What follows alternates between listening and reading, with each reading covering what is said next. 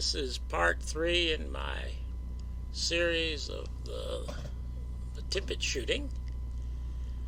And to date, I have come to the conclusion that the official story is incorrect when it says Clayton Butler was driving ambulance 602 because he told the HSCA he was driving ambulance 601, and I have presented some reasons, some evidence which I think confirms that judgment. That is that Clayton Butler was not driving the ambulance that responded to 10th Street.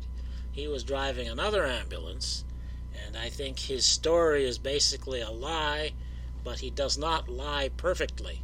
So now what I'm going to do in this video is go over what Unit 601, what Ambulance 601 did according to the radio traffic. And the first mention we have in the radio traffic that I have access to is at 11:55 a.m. on the day of the assassination. 601 gets on Channel 1 and says he's Code 5 Market Hall. So this means he's on the way to Market Hall. And then on Channel 2, 6 minutes later, this is from the Bowles transcript, and he notes the recorder repeated the last 3 entries without recording a message prior to. And I think that means he's saying the recording was skipping, the original dictabelt machine would skip. And I think that's what he means. And then the dispatcher says, yes, 601 was standing by at Love Field, and as soon as he completes that assignment, he's going to your location. There'll also be a transfer ambulance at that location. Now, I think we are to assume, because of who he's talking to, when I forget who it is, I think it's Chief Bachelor he's talking to. Whoever he's talking to is supposed to be at Market Hall, so this will be consistent with Ambulance 601 saying that he's going to Market Hall. And note that this is the presidential assignment, so if Clayton Butler is in Ambulance 601, as he told the HSCA, then he's in an ambulance assigned to the presidential visit.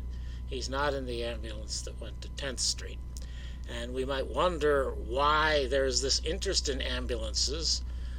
Probably you would think it would be standard practice to have an ambulance standing by at a large event, an important event like they're at Market Hall. That's where JFK is going to go speak after the motorcade.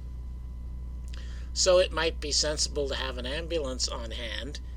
However, I'm not sure it makes sense that they'd be talking about the ambulances on the radio unless they had a special purpose in mind. And I'm not sure what the distinction is between a transfer ambulance and a regular ambulance. I was not able to discover that. It sounds to me as if a transfer ambulance is merely meant to bring a person from one place to another, whereas a regular ambulance would be equipped perhaps to provide some treatment during the trip. But I don't know. But whatever, apparently it's important to the people talking. This ambulance thing is important for some reason. And anyway, then on Channel 2, it says, on Channel 1 again, they're told that 601 is en route to your location. And according to my information, 15 Car 2 is Captain Suter. And Captain Suter, according to the assignment sheets, is in charge at the Trade Mart, so it would make sense that if there was something important about the ambulances that they'd be talking to the man in charge at the Trade Mart. And so the radio traffic indicates that Ambulance 601 is going to the Trade Mart because your location in this case is the Trade Mart. That's where Captain Suter is. And then the next event is not explained in the radio traffic nor anywhere else as far as I know. You may be hearing the explanation in my videos for the first time, but the next event involves an ambulance, which will later be identified as Ambulance 601, where it's being sent, apparently, to Parkland Hospital. Though the ambulance is not spoken to directly, what happens is we have police units advised to clear the way for this ambulance. And although it's not absolutely clear when this event is started in the radio traffic, because there are two different channels, it appears that it is initiated by Captain Suter, the same person who was inquiring about the ambulances before the motorcade. It says, Captain advises have all emergency equipment, have 283 cut the traffic at Hines and Industrial, have all emergency units on South Industrial. Now, Captain Suter here doesn't say anything about the ambulances, but this appears to be what the dispatcher is talking about in the next transmissions. And that was on Channel 2. This is back on Channel 1, where the dispatcher tells 24, report to Inwood and Stemmons and cut all traffic for the ambulance going to Parkland, code 3. This is the first mention we have at all of any ambulance activity since what I just went over before the motorcade, and this of course is after the shooting. But it's at 12:34, and the president is not in an ambulance. The president is in the limousine on the way to the hospital, and probably at this time he's off of the highway already, the Stemmons Highway. But here we have a series of messages over the next 5 minutes here involving the dispatcher sending units to essentially clear the way for the ambulance on the way to Parkland Hospital. And he's still doing this several minutes after there should be any reason to do it if it involves the president. And these guys, they go to where they're told to go, and they don't see any ambulance coming through. And eventually, Unit 20 there at 12:39 says, I'm on Hines in front of Parkland. What is this emergency on this ambulance? And the dispatcher says there's been a shooting in the downtown area involving the president, but he doesn't say what the ambulance is doing specifically. And then at 12:41, which is 7 minutes after the dispatcher started sending units to clear the way for the ambulance, and more than 10 minutes after the president was shot, 20 gets on the air again and says, that ambulance hasn't arrived on Hines yet. Do you have a location on it? And the dispatcher says, what's your location, 601? So now we know which ambulance it is. It's ambulance 601, the ambulance I say Clayton Butler is driving. And this is an ambulance that Captain Suter was interested in before the motorcade, and apparently Captain Suter got this going after the shooting. Well, I can't prove that exactly, but it's ambulance 601, and we have no indication anywhere in the radio traffic that there's any reason to think that ambulance 601 should be on the way to Parkland Hospital prior to this. And in fact, the last information we have on 601 is that he's at the Trade Mart. And if he's at the Trade Mart, then he doesn't need the way cleared on Stemmons Highway, because he's already off the highway at the exit the ambulance would take to go to Parkland Hospital.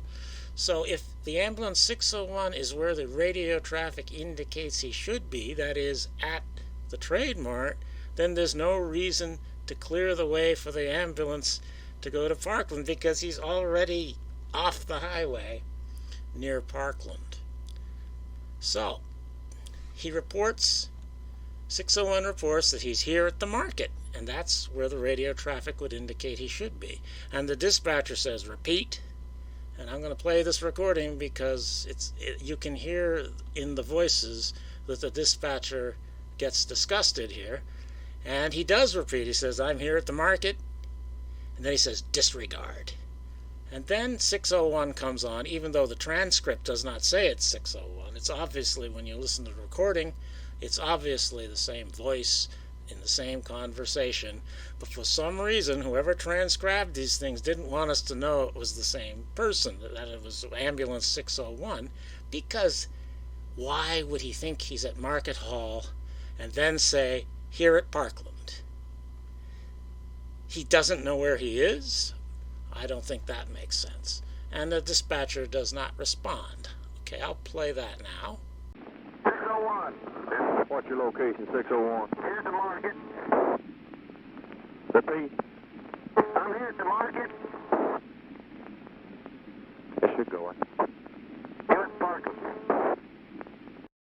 So my interpretation of this very odd conversation is that 601 really is at Market Hall, but that he was supposed to say that he was at Parkland Hospital, and that the dispatcher knows that. He knows he's really at Market Hall, and he knows he's supposed to say he's at Parkland Hospital, but 601, Clayton Butler, gets it wrong. He tells the dispatcher where he really is, and what's the dispatcher going to do?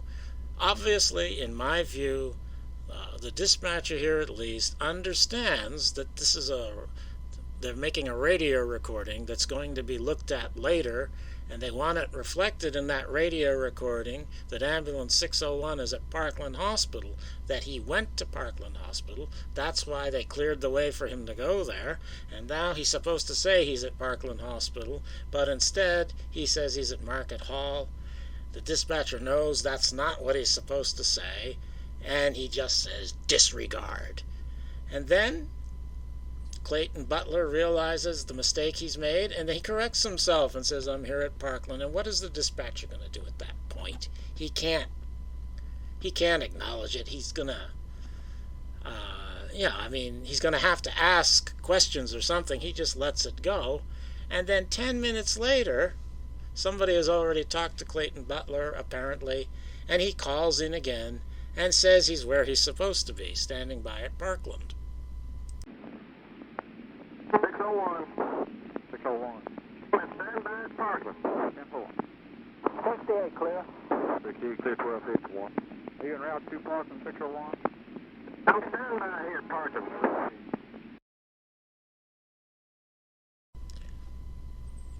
So what this all means, in my estimation, is that there was a premeditated purpose for ambulance 601, that it was something that Captain Suter was managing, and that he wanted to be sure that 601 was where it was supposed to be when needed, and that at 12:34, probably ambulance 601 is not at Market Hall.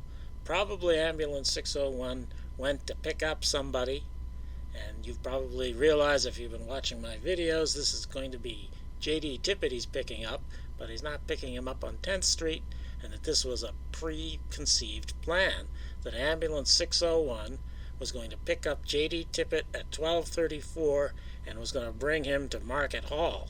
And I think that's what ambulance 601 did. But the idea was to say that ambulance 601 wasn't going to Market Hall, but was going to Parkland Hospital. That's what would make sense to anybody listening to the radio recording later. Why would he be at Market Hall? So they would say, it could be said later that the ambulance went to Dealey Plaza because there were reports of other people possibly being shot. You might say that's what happened, but that doesn't explain the radio traffic when he says he's at Market Hall. So what I say explains that.